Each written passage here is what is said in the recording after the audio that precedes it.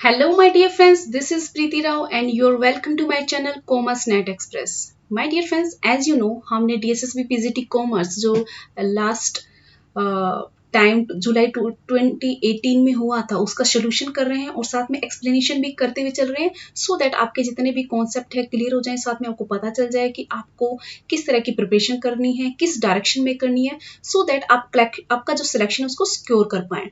My dear friends, आज जो है सेशन है इस सीरीज का 8th है और ये लास्ट है। इससे पहले हम 7 सेशन इस सीरीज के ऑलरेडी कर चुके हैं।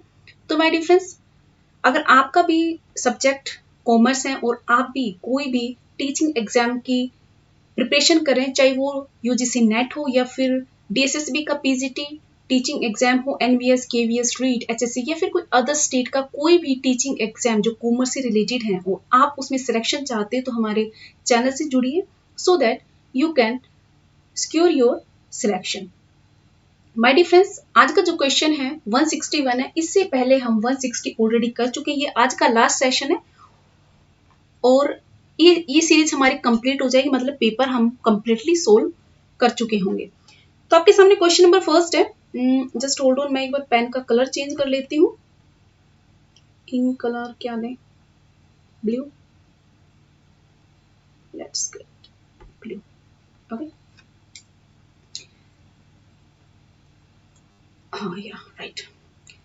Stock price of XYZ is trading at 60। कोई भी कंपनी है एक XYZ, उसका जो स्टॉक प्राइस है, मतलब जो शेयर का प्राइस है वो 60 है।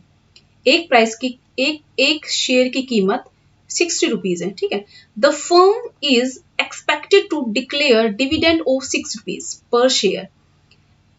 और जो कंपनी है उसने डिसाइड किया है कि वो डिविडेंड इस पर जो 60 है उसके ऊपर 6 रुपए डिसाइड किया, 6 रुपए का डिविडेंड देगी।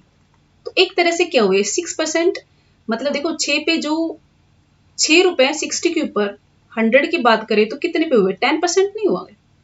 इस तरह से आप सोल्व करें तो मतलब ये कह रही है 60 का 10%, मतलब जो 10% है उसको वो एज ए डिविडेंड डिक्लेयर करने को एक्सपेक्ट कर रही है कि हम डिक्लेयर करने वाले हैं। And is expected to growth at rate 12% per year. और जो हम रेट दे रहे हैं, ये जो हम 10% दे रहे हैं, इसके अंदर एक्सपेक्ट कर रहे हैं कि आने वाले टाइम में फ्यूचर में 12% का इंक्रीज होना है। ग्रोथ रेट इंक्रीज मतलब ग्रोथ रेट होना है, इसके अंदर ग्रोथ होना है। Which is the cost of equity under dividend growth model. Dividend growth model की बात कर रहे हैं तो इसमें कॉस्ट ऑफ इक्विटी क्या रहेगी? कॉस्ट ऑफ इक्विटी का मतलब क्या है? Cost of equity. Cost of equity का मतलब यही है कि भाई आपको कितनी कॉस्ट देनी है, कितना डिविडेंड देना है। जो आपका डिविडेंड देना होगा, जो आपका डिविडेंड आपको पे करना है, वही आपकी कॉस्ट ऑफ इक्विटी है। यहाँ पे डेब्ट की बात नहीं करें, डेब्ट के लिए कॉस्ट ऑफ डेब्ट होता है, कॉस्ट ऑफ डेब्ट की बात करते, लेकिन यहाँ पे डिविडेंड की बात करने मींस इक्विटी की बात करें तो डिविडेंड आपको कितना पे करना है वो बताना है, ठीक है। तो 10% तो अब दे रहे हैं और 12% है वो फ्यूचर में, वो कह रहे हैं कि ग्रोथ रेट उनका फ्यूचर में होने वाला है। तो अगर कोई इन्वेस्टर इसके अंदर इन्वेस्ट करता है तो 10% तो उसको अब मिलेगा और 12% उसको इन फ्यूचर में एक्सपेक्ट करता है। तो टोटल कितना ग्रोथ रेट हुआ इसका? 22। Right option is first. चलिए नेक्स्ट पे चलते हैं my dear friends. Delegation of authority results in. जो आपकी डेलीगेशन ऑफ अथॉरिटी है उसको क्या रिजल्ट करती है? फर्स्ट ऑफ आपको पता होना चाहिए डेलीगेशन ऑफ अथॉरिटी होता क्या है। डेलीगेशन ऑफ अथॉरिटी होता है कि जो सुपीरियर होते हैं वो, या फिर जो भी टॉप लेवल पे होते हैं, या फिर कोई भी मैनेजर होता है, अपना सारा काम खुद ना करके वो अपनी कुछ जो वर्क होता है अपने सबॉर्डिनेट्स को देता है, अपने लोअर जो उसके नीचे जो पोस्ट होती है उसको दे देता है। तो उसको कहते हैं डेलीगेशन ऑफ अथॉरिटी। इसको क्या कहेंगे? इससे क्या रिजल्ट निकलता है डेलीगेशन ऑफ अथॉरिटी से? Centralisation of power at top level. इससे क्या जो सेंट्रलाइजेशन बनी रहती है टॉप लेवल पे, सेंट्रलाइजेशन अगर होती तो दूसरों को देता है। क्यों? सेंट्रलाइजेशन का तो मतलब ये है कि आप सारा काम खुद कर रहे हो, जो भी डिसीजन ले रहे हो खुद ले रहे हो, वो आपकी रेस्पॉन्सिबिलिटी सारी आपके पास है, उसको सेंट्रलाइजेशन कहते हैं। लेकिन यहाँ पे तो डेलीगेशन हो रहा है, डिसेंट्रलाइजेशन हो रहा है, तो ये तो रॉन्ग हो गया, राइट। नेक्स्ट पे चलते हैं, enabling manager to distribute their work. इससे क्या होता है कि अनेबल करता है ये वाली जो टर्म है delegation of authority of result authority, ये अनेबल करता है मैनेजर को टू डिस्ट्रीब्यूट देयर वर्क। इससे वो अपना वर्क है, जो अपना वर्क बर्डन है उसको डिस्ट्रीब्यूट कर पाते हैं। तो राइट ऑप्शन क्या होगा? यही होगा। चलिए नेक्स्ट पे चलते हैं हम लोग। कह रहा है 80% of sale 10 lakh of a firm are on credit. मतलब एक फर्म है, वो कोई उसने सेल किया कितने का? 10 लाख का, उसमें से 80% उसने वो क्रेडिट पर है। मतलब जो उसने 10 लाख रुपए का सेल तो जरूर किया, लेकिन वो टोटली 20% तो उसको पेमेंट मिल गई, 80% अभी क्रेडिट पर चल रहा है उसका। It has a receivable turnover of 8। जो उसका टर्नओवर है, मतलब उसको जो क्रेडिट पे जो उसने सेल की है, वो उसका पैसे मिलने का जो रिसीवेबल टर्नओवर है वो 8 है। What is the average collection period? Average collection period बताना पड़ेगा आपको। अगर किसी साल में उन्होंने एक्सपेक्ट कर रहा है कि 360 डेज है, 365 नहीं 360, इसको थोड़ा ध्यान रखिएगा, ठीक है। And average debtor of a firm, और आपको देखो इसको दो टर्म बतानी, एक तो आपको एवरेज कलेक्शन बताना है और आपको सेकंड थिंग बतानी है यहाँ पे कि आपके एवरेज डेटर कितने होंगे। तो देखो एक चीज देखिए, इसे इन्होंने बताया है, ये जो टर्नओवर 8 बताया उन्होंने, रिसीवेबल टर्नओवर 8 है उनका, और कितने पर डेट, उनका टोटल जो डेटर है वो कितने हैं? 10 लाख। 10 लाख नहीं, इसका 80%, 80% मीन्स 8 लाख, राइट। मतलब 8 लाख रुपए उन्हें अभी अपने डेटर से कलेक्ट करने हैं। तो और वो रिसीवेबल टर्नओवर है 8, मतलब 8 टाइम्स वो कर सकते हैं, ठीक है। तो कितने हो गया? 1 लाख। तो 1 लाख तो इनके क्या हो गए? Average debtor. जो हमें सेकंड टर्म निकालनी थी ये तो हमारी निकल गई, एवरेज डेटर हमारे निकल गए, ये जो आपके एवरेज डेटर थे। तो इसका मतलब इन दोनों में से एक ऑप्शन है, ये दोनों आपके कट गए, कैंसिल हो गए, तो इन दोनों में से एक होगा। अब बात करने लग रहा है कि एवरेज कलेक्शन पीरियड 360 डेज है, और ये कितना इसका टर्नओवर, जो सॉरी रिसीवेबल टर्नओवर है वो कितना है? 360 डेज को अगर हम 8 से डिवाइड कर देते हैं तो क्या आएगा?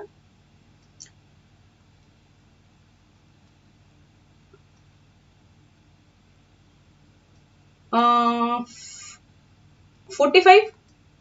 यस, तो राइट ऑप्शन इज थर्ड। तब आई होप आप समझ गए होंगे। इसकी थोड़ी ब्राइटनेस कम हो गई है, चलो कोई बात नहीं। तो right option is my dear friends third है। चलिए नेक्स्ट पे चलते हैं हम लोग।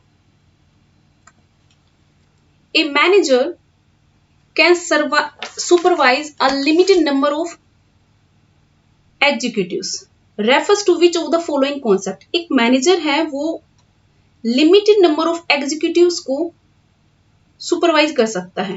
ये कॉन्सेप्ट किस में आता है?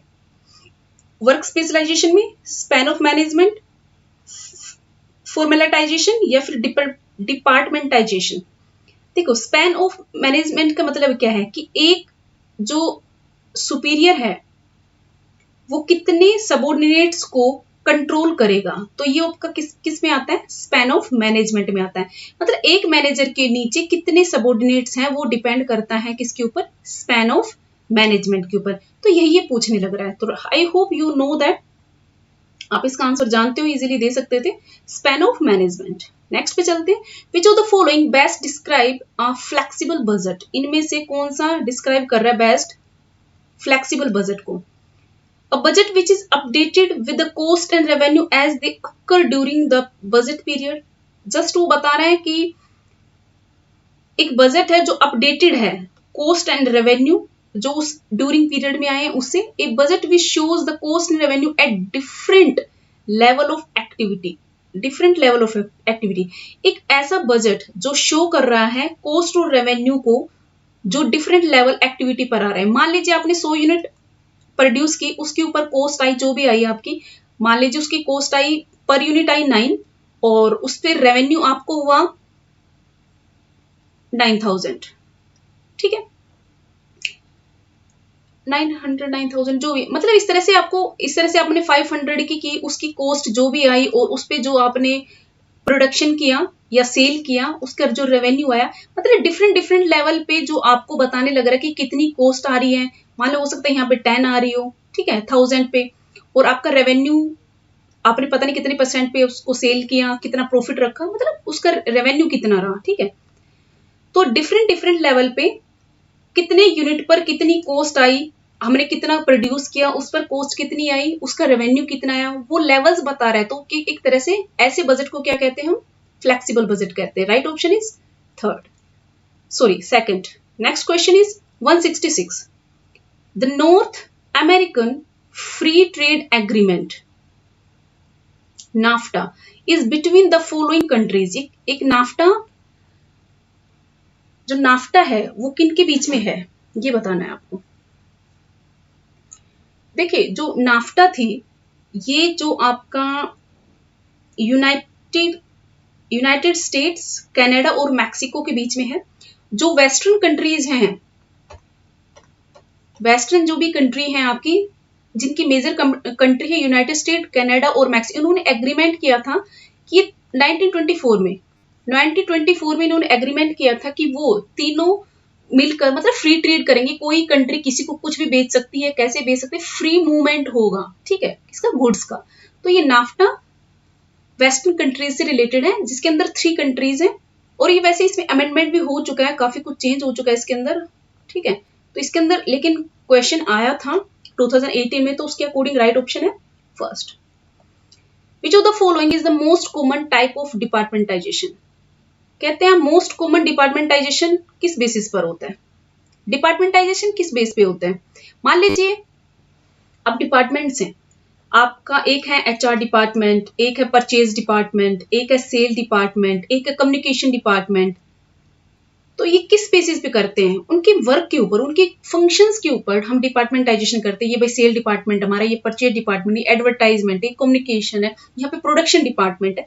तो किसके ऊपर डिपेंड करता है, उसके फंक्शंस के ऊपर डिपेंड करता है, उसके फंक्शनल, हम उसके जो फंक्शंस होते हैं, उसका वर्क जो होता है, वर्क जो कैटेगरी होती है, उसके अकॉर्डिंग हम डिपार्टमेंटाइजेशन करते हैं कि पर्टिकुलर फंक्शन जो भी सिमिलर कैटेगरी की जो भी एक्टिविटीज होंगी वो इस डिपार्टमेंट में होंगी। तो राइट ऑप्शन इज थर्ड। चलिए नेक्स्ट पे चलते हैं। A form of security analysis that attempts to forecast the movement of price of securities based on historical price is called. यहाँ पे बताना है आपको, एक ऐसी सिक्योरिटी एनालिसिस की बात कर रहे हैं जो अटेम्प्ट करता है फोरकास्ट करने में, किसका फोरकास्ट करने, movement of price of securities on the historical price. मतलब एक सिक्योरिटी है, उसका प्राइस आप फोरकास्ट कर रहे हो कि भाई आज जो प्रेजेंट में चल रहा है, मतलब फ्यूचर में इसका क्या प्राइस हो सकता है, और ये किस बेसिस पे कर रहे हो, हिस्टोरिकल डाटा पर कर रहे हो। किस पे कर रहे हो, मेरा पेन थोड़ा काम नहीं कर रहा, हिस्टोरिकल डाटा पर कर रहे हो। जो सिक्योरिटी थी आपकी, उसका रेट फ्यूचर में क्या हो सकता है, फ्यूचर फोरकास्ट कर रहे हो उसका। तो ये किस पर डिपेंड करता है, मतलब इसको क्या कहेंगे, फंडामेंटल एनालिसिस बोलेंगे, टेक्निकल, कंपनी एनालिसिस, या फिर हिस्टोरिकल। तो माय डियर फ्रेंड्स, आप टेक्निकल एनालिसिस करेंगे इसके अंदर। अगर आपके पास डाटा है, आपके पास डाटा तो हिस्टोरिकल है, मतलब पास्ट पीरियड्स के हैं, लेकिन आप उस पर जो एनालिसिस करेंगे वो टेक्निकल होगा कि भाई जो ट्रेंड था वो कैसे था, ऊपर था, नीचे था। जो टेक्निकल टूल्स होंगे उनको देखकर ही आप फोरकास्ट कर पाओगे। 169, a dash is the joining of two firms in order to form a third company in which the equity is shared। एक ऐसी फर्म, 2 फर्म थी, वो 2 मिलकर एक थर्ड बनाती हैं, कंपनी बनाती है, दोनों मिलकर थर्ड हाउस बनाती है, कोई थर्ड कंपनी बनाती है, और ये शेयर करती है इक्विटी को। इसको क्या कहते हैं, minority interest, joint venture, production extension merger, या फिर मेजोरिटी इंटरेस्ट। आई होप इनको आप काट दोगे बहुत इजीली, और आपका क्या बचेगा, जॉइंट वेंचर। जॉइंट वेंचर में ऐसे होता है कि 2 कंपनी मिलकर कोई एक वेंचर करती है कि भाई हम ये काम करेंगे दोनों मिलकर, और एक थर्ड कंपनी बनाती है, ठीक है। चलिए नेक्स्ट पे चलते हैं। 170, in which of the following organizational structure a subordinate has to work under more than one boss? एक ऐसा ऑर्गेनाइजेशनल स्ट्रक्चर जिसके अंदर किसी सबऑर्डिनेट को वर्क करना पड़ता है more than one boss. Line staff में ऐसा होता है ऑर्गेनाइजेशन में, मैट्रिक्स में, प्रोजेक्ट ऑर्गेनाइजेशन में, या लाइन ऑर्गेनाइजेशन में।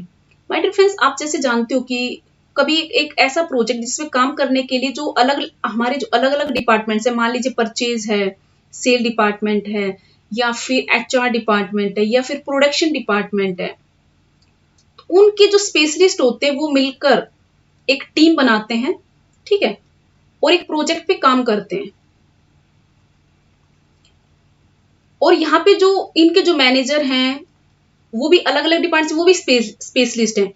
इनका काम क्या है? देखिए, ये आपस में भी काम एक दूसरे से रिपोर्ट देंगे, साथ में जो इधर हैं अपने अपने इनको भी साथ में जो एक टीम बनती है उसके अंदर भी अलग अलग पोस्ट होती हैं, लेवल्स होते हैं। तो इनको अपने अपने पोस्ट को भी खुद भी उसको भी देना पड़ेगा, साथ में जो अदर डिपार्टमेंट्स है उनको भी रिपोर्ट देनी पड़ेगी। तो ये किस में होता है? मैट्रिक्स ऑर्गेनाइजेशन में होता है। कुछ इस तरह से देख लिए। अब matrix organisation structure is company structure in which reporting relationship are set up as a grid or matrix rather than traditional hierarchy। इसमें ट्रेडिशनल हिरार्की नहीं होती, बल्कि एक तरह से ग्रिड होती है, ग्रिड बनाई जाती है, उसके अंदर रिपोर्ट करना पड़ता है। In other words, employees have dual reporting relationship generally to both functional manager and the product manager. ठीक है, तो इस तरह का स्ट्रक्चर कुछ ऐसा होता है कि भाई ये एग्जीक्यूटिव है, इसके साथ जो प्रोजेक्ट मैनेजर है, प्रोजेक्ट टीम है और फंक्शन मैनेजर है, ये इसके साथ जैसे एक ही है, ये इन सबको रिपोर्ट करता है। ठीक है, तो एक तरह से क्या होगा, ये मैट्रिक्स ऑर्गेनाइजेशन है। Question number 171, which stage of marketing research is considered to be most difficult for an entrepreneur due to lack knowledge or experience in marketing?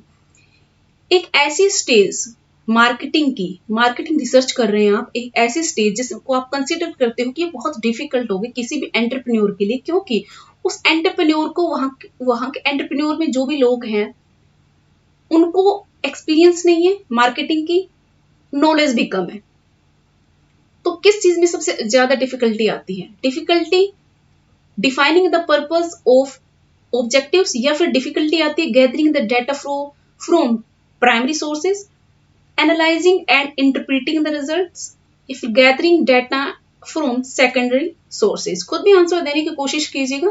देखिए, जब आपको नॉलेज ही नहीं है तो आप अपने ऑब्जेक्टिव, अपने पर्पज कैसे डिसाइड कर पाएंगे? ठीक है, तो राइट ऑप्शन इज फर्स्ट।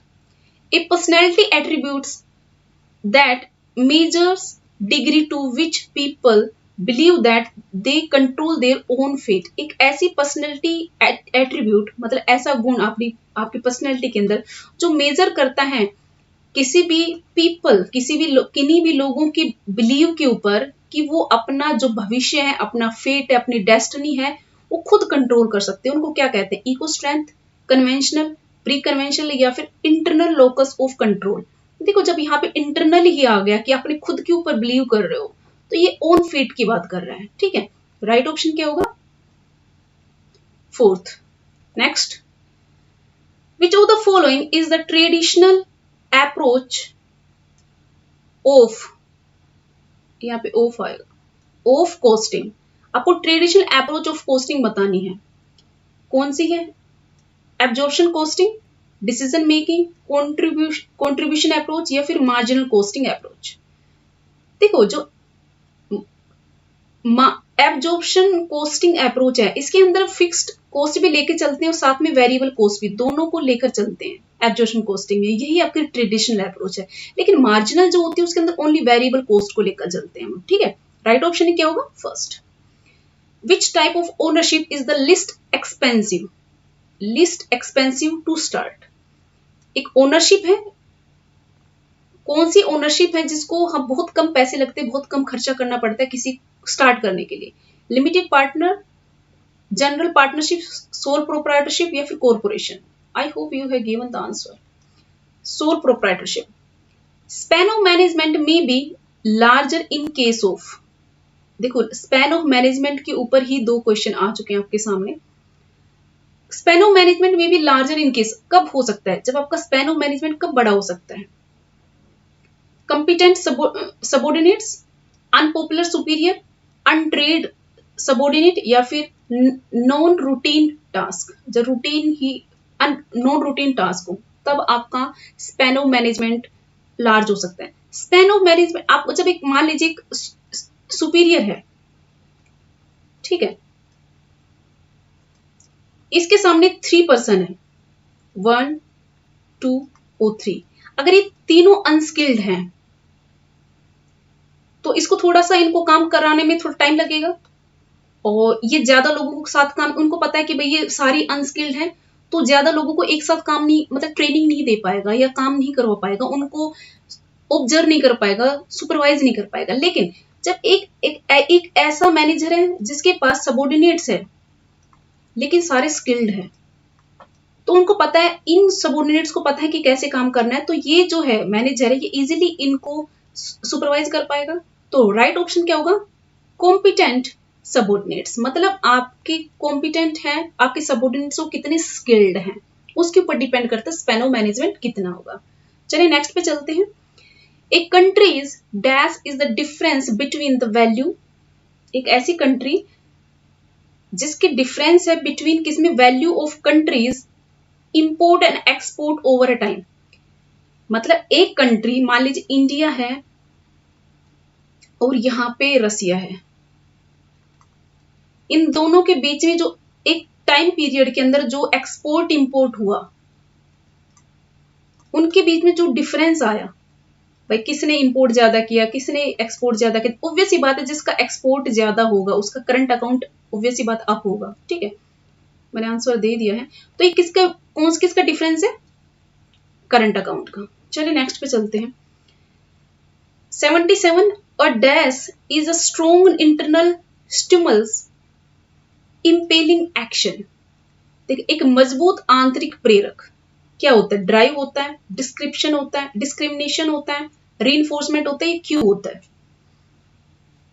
मान लीजिए आप कोई काम करना चाहते हो या फिर आपके अंदर मान लीजिए कुछ पाना ही चाहते हो, आप कुछ बनना ही चाहते हो, मान लीजिए आप मान लीजिए टीचर बनना चाहते हो, PGT teacher, DSSB PGT teacher बनना चाहते हो आप, यही आपका ड्राइव है, जो आपका ड्राइव क्या है कि आप बनना चाहते हो कुछ, वही क्या है आपका स्ट्रॉन्ग इंटरनल स्टिमुलस है। ठीक है, चलिए वो इसको क्या कहते हैं? ड्राइव कहते हैं। फर्स्ट ऑप्शन इसका। When product can not be easily differentiated, कब कोई भी प्रोडक्ट है इजिली डिफरेंशिएट नहीं किया जा सकता? जब a higher price can be charge, जब हायर प्राइस आप चार्ज कर रहे हो तब, या फिर skimming price strategy is appropriated, जब आपने स्कीमिंग प्राइस स्ट्रेटेजी लेकर चल रहे हो तब आप डिफरेंशिएट नहीं कर पा रहे हो अपने प्रोडक्ट को। There is a little room of price variation from the competition, जब देखिए यहां पे सही है, जब आपके पास चॉइस ही नहीं है, मान लीजिए आपका कॉम्पिटिटर है वो भी सेम सोप है, सेम क्वालिटी की सोप है, वो सेल करने लग रहा हो आप भी, ठीक है, और वो उस क्वालिटी में 10 रुपीज की सोप सेल कर रहा है, तो आप ऐसा तो नहीं कि 11 की कर सकते हो, तो उसको पता है पहले से मार्केट में जो सेम प्रोडक्ट हो 10 का मिल रहा है, तो आप 11 का रखोगे तो आपका प्रोडक्ट सेल नहीं होगा, या मतलब उसकी सेल वॉल्यूम नहीं इंक्रीज होगी, तो आप क्या या तो उसको 9 रखोगे या 10 रखोगे, राइट, या सेम रखोगे या 9 रखोगे, मतलब वेरी नहीं कर पा रहे हो, आपके पास बहुत कम है, मतलब आपके पास कम चॉइस है, आप वेरी नहीं कर पा रहे हो अपने प्रोडक्ट के प्राइस को। तो राइट ऑप्शन क्या होगा कि आपकी प्राइस वेरिएशन ज्यादा नहीं हो पा रही है। Option third. An ESOP, ESOP क्या होता है ये बताना है आपको। ईएसओपी आप इसकी फुल फॉर्म पता होना चाहिए पहले, employee stock option plan, employee stock option plan, ये होता क्या है? मतलब एक कंपनी है वो अपने जो एम्प्लॉइज हैं उन्हीं को ही चॉइस दे देती है कि भाई आप शेयर ले लीजिए। अगर मान लीजिए एम्प्लॉइज को ही शेयर मिल जाते हैं तो क्या होगा? वो खुद को वहां का मालिक समझेंगे, उसका एज ए ऑर्गेनाइजेशन का पार्ट समझेंगे, ठीक है।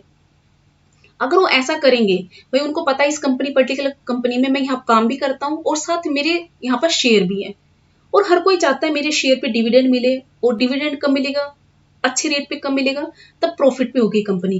तो वो जो इम्प्लॉय है उसमें ज्यादा काम करेगा, अच्छे से मेहनत काम करेगा, उसको लगेगा मैं खुद के लिए काम ही कर रहा हूँ, अपने लिए ही काम कर रहा हूँ। चलते first, removal the need of continuous performance appraisal, इससे परफॉर्मेंस अप्रेजल करने की जरूरत नहीं पड़ेगी। या फिर is a device to transfer the business to small group of key loyal employees, बिल्कुल नहीं। Eliminate the need to perform a complete valuation of venture, या फिर motivate employees because they realise they are working for themself. Yes, इसके पीछे motive यही होता है organisation का, कि एम्प्लॉइज को लगे कि वो खुद के लिए तो काम कर रहे हैं, वो मोटिवेट रहेंगे काम करने के लिए, ठीक है। तो right option is fourth. A dash is a separate entity that involves a partnership between two or more active partnership, इसको क्या कहेंगे? एक ऐसी सेपरेट एंटिटी जिसके अंदर इन्वॉल्व होते हैं पार्टनरशिप में, मतलब उसके अंदर कितने भी पार्टनरशिप होंगे सभी एक्टिव रहेंगे, टू और मोर एक्टिव पार्टनरशिप, उसको क्या कहते हैं? Leveraged, buy out, franchise, joint venture या merger. Right option is joint venture. Joint venture में जो भी अगर एक वेंचर बना रहे हैं साथ में, तो दोनों ही या दो तीन भी बना रहे हैं तो सभी एक्टिव रहते हैं इसके अंदर। तो my dear friends, this is the end of the session, और आपको पता है ये हमारा जो पेपर था हमने कंप्लीटली सोल्व कर लिया है। अगर आप मेरे चैनल पर न्यू हैं तो प्लीज सब्सक्राइब माई चैनल, और साथ में पूरी सीरीज को जरूर देखना, so that you can get to know कि किस तरह के क्वेश्चन डीएसएसबी पुटअप किए जाते हैं, so that you can also get to know कि आपको किस डायरेक्शन में कैसी प्रिपरेशन करनी है, ठीक है। So my dear friends, thank you so much. Goodbye. Good luck.